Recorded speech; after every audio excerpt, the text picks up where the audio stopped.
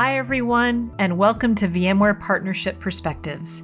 I'm Kathleen Tandy, Vice President of Global Partner and Alliance Marketing at VMware, and I'm pleased to bring you the stories and trends from our VMware partners, executives, and industry analysts. This week, I'll be sharing my sit-down with Mike Hayes, Chief Digital Transformation Officer at VMware. In addition to the major strides he's been making to VMware's global operations and SaaS acceleration, Mike has an extremely interesting personal background, having joined us vis-a-vis the White House and the Navy SEALs. Mike has chronicled his fascinating journey and lessons learned in his new book, Never Enough, a Navy SEAL commander on living a life of excellence, agility, and meaning, which was recently named to JP Morgan's 2021 summer reading list. I'm excited to share our full conversation now.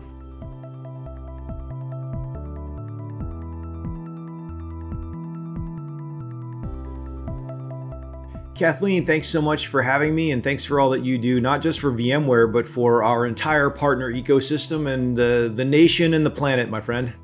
Thank you so much. It is a privilege to have you on the podcast today. I've been so looking forward to this conversation and want to just dive right in. So, Mike, you come to VMware from what many people might consider a very non-traditional background or career path. Can you give us a sense of your career journey and how a former Navy SEAL team commander ended up leading VMware's global business operations? Absolutely, Kathleen. So the quick version of my background is 20 years in the SEALs. And during those 20 years, I commanded SEALs in Iraq and Afghanistan. I've been shot at and rocketed and jumped out of buildings rigged to explode and decided what operations we go on and all the things that you'd think about in the SEALs. But I've also run or attended dozens and dozens and dozens of meetings in the White House Situation Room. And then after a 20-year career, I pivoted, went to Bridgewater Associates, where I spent 4 years, Chief of Staff and Chief Operating Officer roles there. Then I joined Cognizant Technologies, where I was the head of strategic operations and also then ran our financial services vertical, which was about a $2 billion P&L, which, as you know, serves the exact same ecosystem that we do at VMware. That's great. Knowing VMware and some of the challenges we need to overcome, or just ways we need to improve, it's really exciting to have someone with your background and I'm going to say mission focus at the helm to help drive some of our strategic transformation. For our listeners, can you let them know, I mentioned that you're responsible fundamentally for the organization that supports all of the operational underpinnings of VMware, but can you cover what are those major areas of responsibility and how you are helping through this organization pivot VMware's business and in turn help support our customers and our partners to accelerate their digital transformations? Absolutely. And so building on the last question, which really is just about one thing, it's teamwork. All I've done, my career can look very different on the one level, but on another level, all I've done is gravitated toward opportunities where you can just jump into the mix and help drive progress and get a great group of people moving together and achieving awesome things together. What attracted me to VMware was, first of all, the incredible people and culture and mission. This is just a wonderful organization.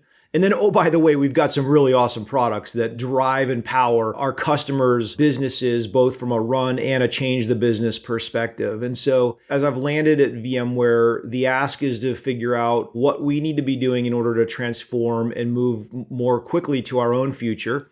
The operations space, I think historically in any very successful product company can be a little bit of an afterthought.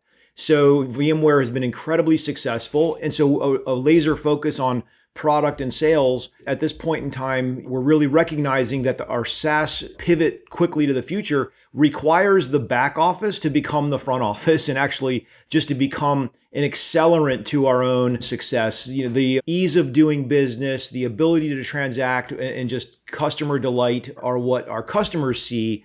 But then, of course, internally, there are a lot of internal constituents which really any sort of our policies, process, people, culture, systems collectively serve to deliver our products to our customers. That's really the role of operations. And so I'm somebody, Kathleen, who has never in my life said anybody works for me. I only use the preposition with. I genuinely don't think hierarchically That's the way that I've grown up in the SEALs and what I've seen drive real success. And so I won't say who works for me. I'll say who's on my team with me. And that would be a couple of incredible leaders: Jason Conyard, our Chief Information Officer; Wendy Batchelder, our Chief Data Officer; Alex Toshef, our Chief Security Officer; Jim Buckley, who heads up our M&A integration; and then John Fernandez, who is leading our program management as the head of strategy and operations for digital transformation. And so that's the team. But really, by extension, this is a dotted line across the whole entire company to cohese and synthesize and help all of us be better together. I love a couple of things there, Mike. One, I love your perspective of we need to shift and the back office needs to become the front office, and then shift that mindset to be able to lead. Because I agree, VMware is a company that we have delivered amazing products, very focused on our customers. But I've been here for 12 years, and I agree that sometimes we haven't provided the care that we've needed to or prioritize the operational aspects. And as we shift our business models, I agree, it needs to be put to the forefront in the front office. And you have an amazing team of people working with you. Around that, I think that mindset shift requires shifting the mindset of the entire VMware organization, which is 35,000 people strong, as well as our partner ecosystem as well. You have a core team, which I think is aligned to your mission. What do you think are some of three critical things that, as the leader of that team or with that team, you are working to instill to help align and get all 35,000 members of VMware aligned with that mission? Great. Love this topic, Kathleen. Look, in these large organizations, the most important thing is to recognize that you can't be everywhere and that the organization is made up of incredibly smart people in every corner of this business. And so the best thing to do when you're trying to move an entire organization is to think first about what the principles and the concepts are that you want to rally around. And so as I've landed and helped kind of just reshape a bit of an operations vision and strategy, the three organizing principles to me are simplicity, clarity, and accountability.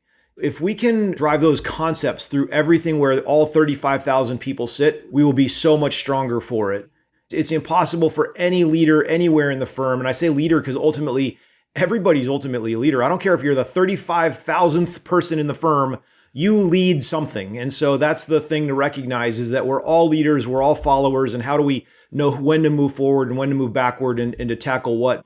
But if we can rally around these concepts, then people can apply them and drive them through where they are. Now, another sentence on each. Simplicity, it seems obvious, but the thing that's a little bit less obvious is the benefit from getting more simple, if you will. If you go back, this was a little bit mathy. The number of point-to-point connections in any room with n people, recall the formula, it's n times n plus 1 over 2. So 10 people in a room, it's 10 times 11 is 110, divide that by 2, it's 55. So there are 55 point-to-point connections in the room. Now you start taking 2 or 3 or 4 people out of that room, you can see it's a nonlinear effect on how much more simple that room becomes. And so the goal is, as we think about scaling our future, how do we become more simple at the elemental level? And then clarity, who exactly is doing what? I walk into teams sometimes and I say, who's in charge of what we're not doing? No one raises their hand because everybody's so fixated on the positive space and what they are doing. So rallying around the clarity of what we are and what we aren't doing is really important. And then obviously accountability. You know, sometimes in large organizations, there's a tendency to walk in and say, who's in charge of thing X? And you get 20 hands that go up a quarter of the way and no hand goes up all the way. Well, do you really need 20 hands going up a quarter of the way? Can you do it with 4 people? And then also conversely, one of those people needs to put their hand up all the way. And that's the concept of accountability. And if you can really clean that up in these large organizations, that to me, Kathleen, is the special sauce and the power.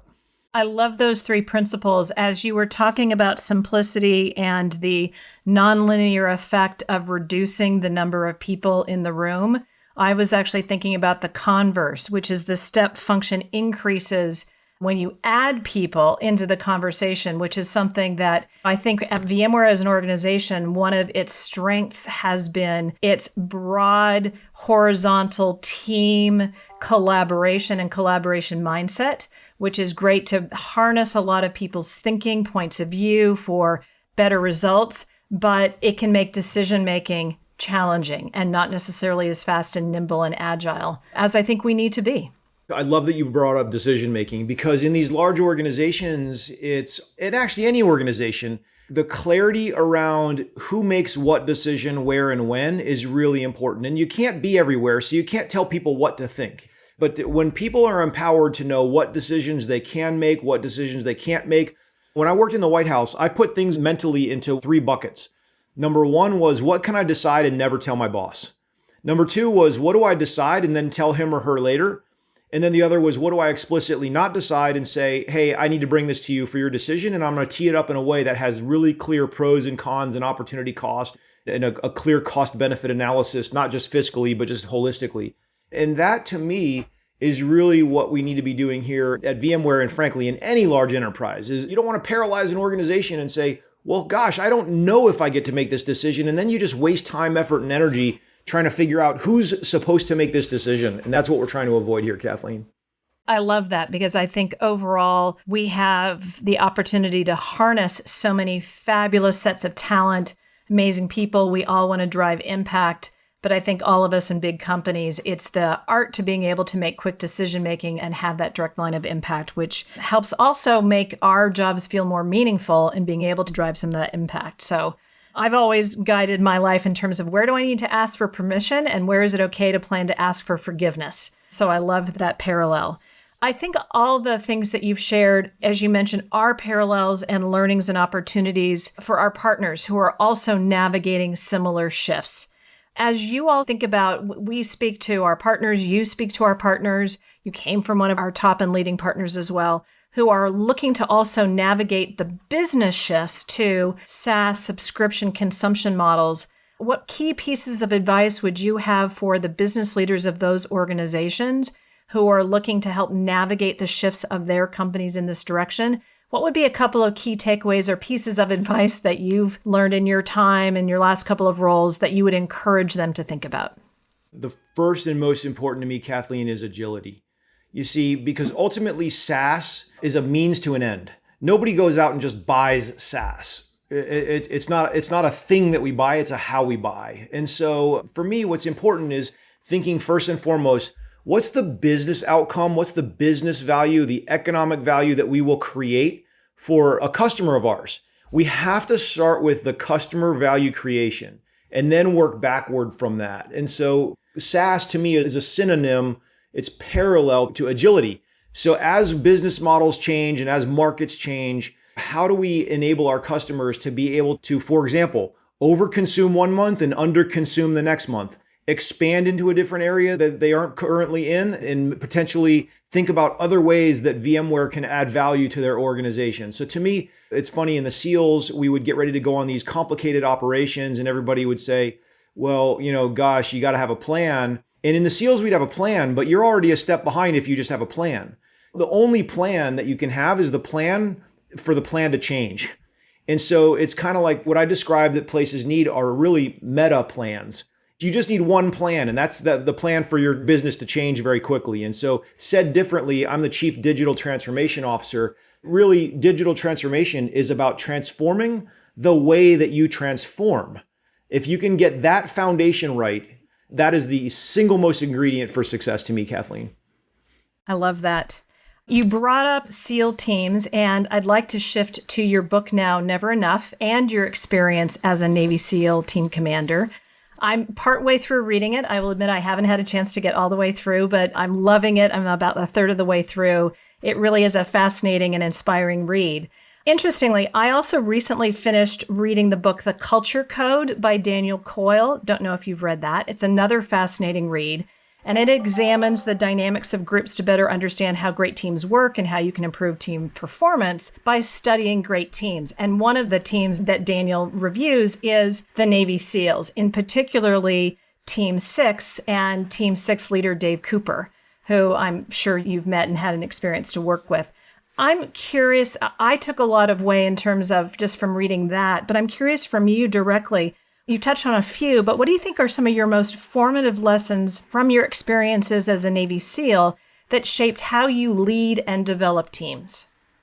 Great topic, great question. I will say Dave Cooper is an incredible human. I could say incredible SEAL, but really this is the answer to your question. It's thinking about, first and foremost, being a great human. And what does that mean? It means to me being oriented more for others than self. And so the leadership question there is really recognizing that we are all here to serve. And the more that you can do for the people around you, the better off we will be as a group. It's funny, Kathleen, I spoke to my daughter's 20, but when she was in 7th grade, I spoke to her class on Veterans Day or something like that. And I said, if each of you paired up to do a project, how much do you each have to do? And they all raised their hand and the answers were half, half, half. And I was like, nope, totally wrong. Wrong answer. And even the teacher looked confused. And I said, the answer is as much as you can humanly do.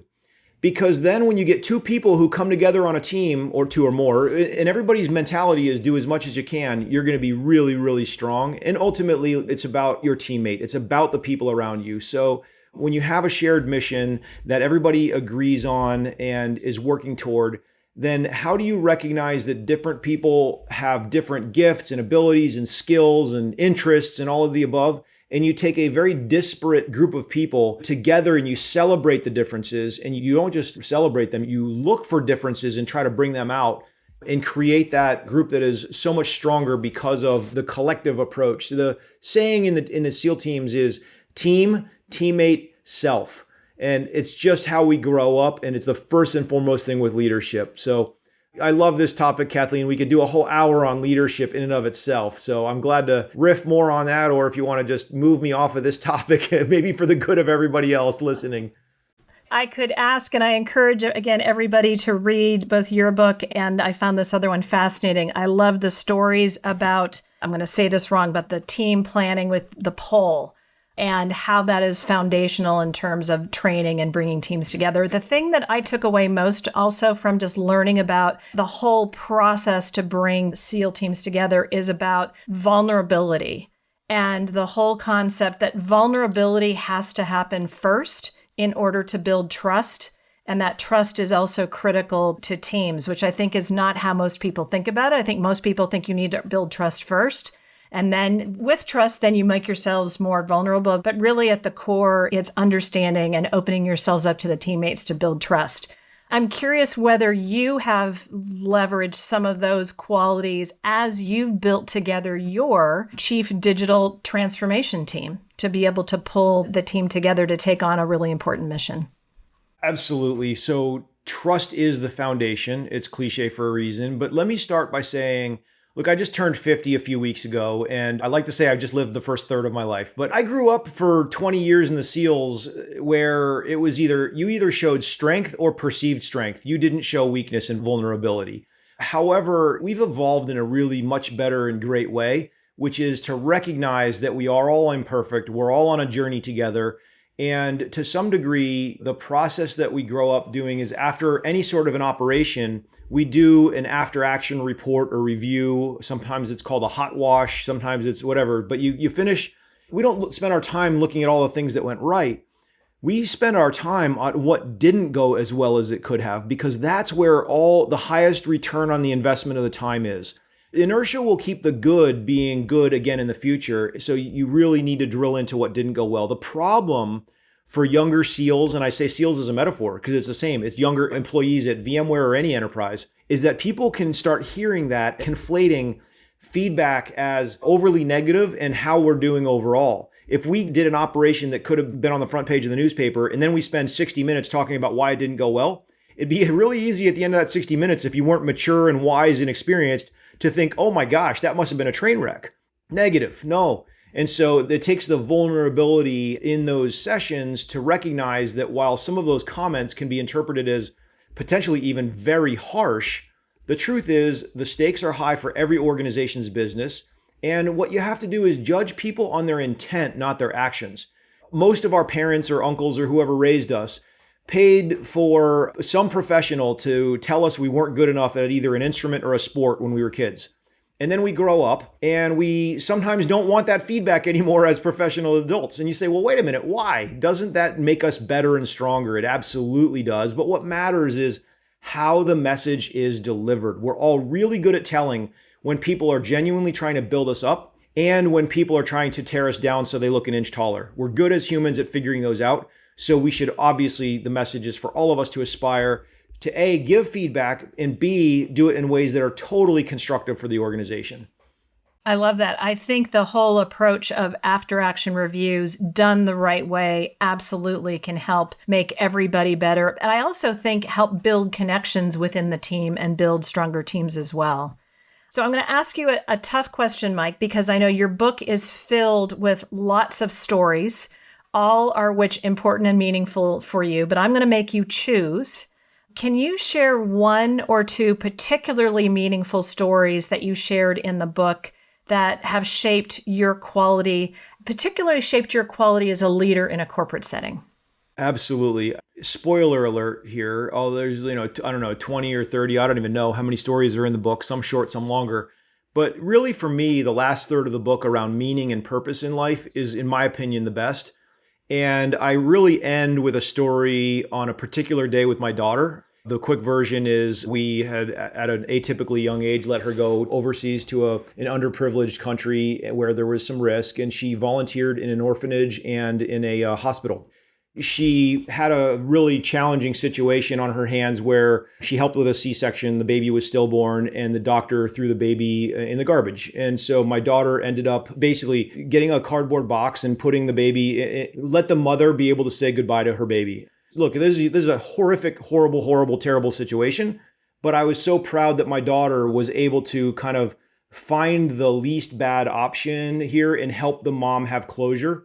So we talked that through one day when she was overseas. She called me 4 hours later and I thought she wanted to talk through that situation some more. And she's like, Dad, you're not going to believe what happened now. The abbreviated story is that she was out snorkeling on a boat with 20 of her classmates, all like roughly 18, 19-year-old young ladies. And one of the girls went under about 150 meters off of the boat. And my daughter was the captain of her water polo team. And she was the only one that saw it. She dove off the top of the boat, like sprint swam, found this girl 15 feet under, unconscious, like cross chest carried her, did rescue breathing, like on the way back and swam her back to the ship and like legitimately saved her life. And so for me, Kathleen, these are too long stories, but this was one day in my daughter's life. And I, as a parent, could not have been prouder. And so when I think about the story, what does it mean? Hey, these are two really unique growth type of things, but you say we impart our values on the people who are around us, who are meaningful in our lives. And so as we talk about this partner ecosystem that we have, it's no different. Work is work, but like we are really spending our lives we're trying to help each other all be better. And so when we really think about what are values, what's meaning, what's inspiration, that's really what VMware is, and who we aspire to be is to help every organization to lift them up and also to have them lift us up in ways that are collectively great for all of us. So the short answer to your question is days when you really live your values and you see your values in others and your values make the world better. That's a great day for a parent. It's a great day for VMware. Thank you so much for sharing that particularly personal story. That is an amazing story. And congratulations as a parent already for raising someone who has the ability to take action and have that deep ability to honor other people and also be looking out and caring for her friends as well. That's amazing. Mike, I understand that so congratulations on your book being published in February. I understand that you're donating all the proceeds of your book to something called the 1162 Foundation. What is this foundation and why are you choosing to support it so strongly? Well, thanks for asking that.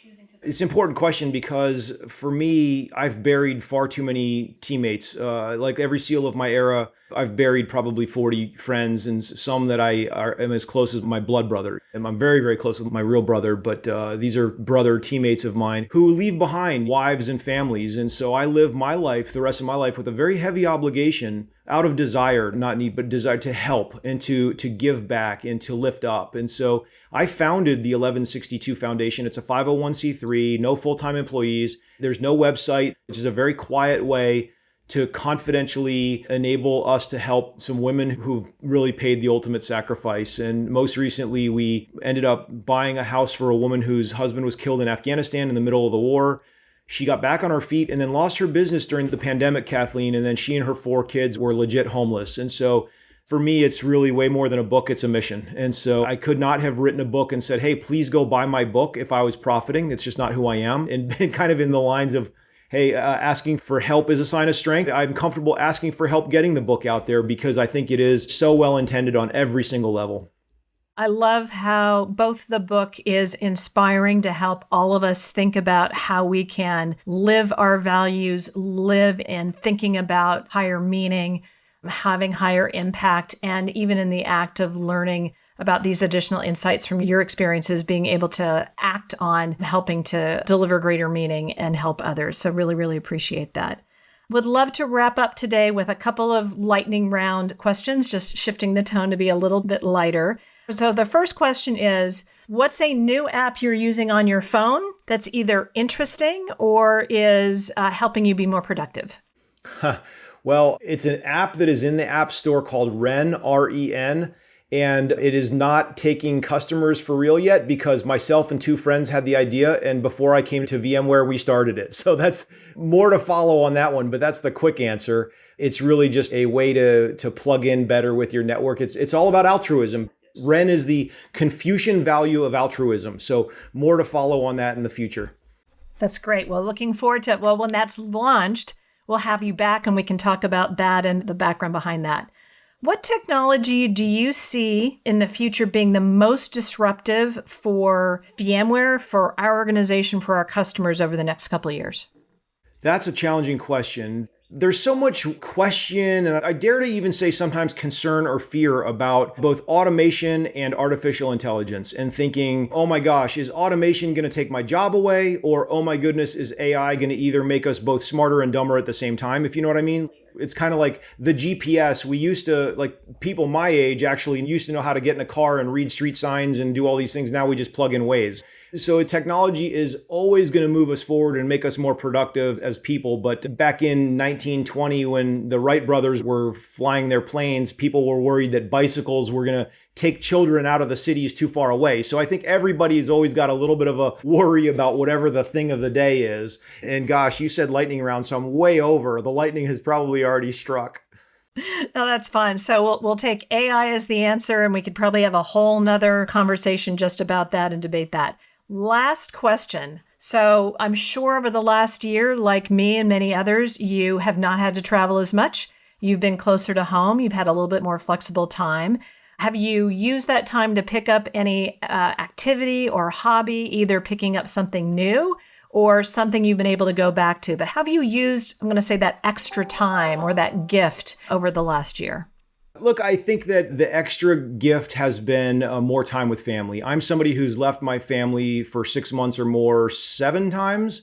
And then out of the other 20 years of service, I moved 10 times. And so I always emphasize that it's about quality over quantity. But now I'm really privileged to be able to have some great quantity of time with my family. That's great. I really appreciate that. And I have to say, I have done the same. Even though my kids tried to go away to college, they came back for spring break last year, and then they stayed for a year. And knowing that it's not a long-term thing, and the fact that they're amazing people that we love to spend time with them, we have seen it as a gift. And it's all about family. So Mike, thanks so much for the time to join us today. Really appreciate your thoughtful insights, perspectives over a career of service, of meaning, and delivering impact. And I'm just so grateful that you are on the senior level staff at VMware and being one of the leaders, helping to unite all of VMware in service to our customers and our partners as we navigate some fascinating times in a period of a lot of change and transformation. So thanks so much for joining us today. Thank you so much for having me. It's really me who is privileged to be able to contribute to such an incredible group of people and an incredible organization, both VMware and our larger customer and partner ecosystem. So the privilege and the pleasure are all mine, Kathleen. Thank you.